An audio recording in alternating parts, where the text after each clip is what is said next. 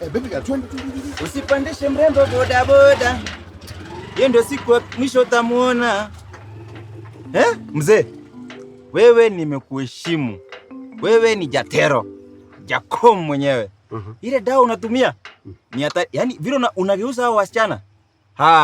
Wewe ni hatari, lakini huyu naye namjua. Siwezi kubali umharibie maisha vile unaharibianga hao wengine maisha. Honda si mimi nikubadilisha wasichana. Kwani naletanga wasichana huku? Wachana na huyu baby girl. This man is a madman.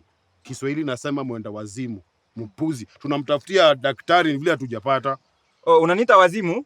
Mkiroto jaribu kudanganya tuende wa kwanza. Analitanga wasichana wengi sana hapa. Pia wewe ni kijana mdogo sana, jipe shughuli. Find something better to do. Who cares?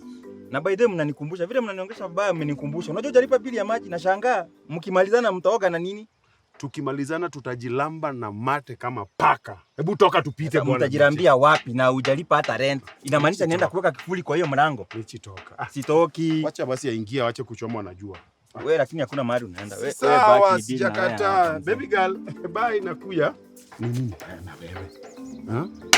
Mbona unanichomea hapa? Kama utaki nikuchomee, unajua what to do. Do the necessary. Nipatie yangu ya macho.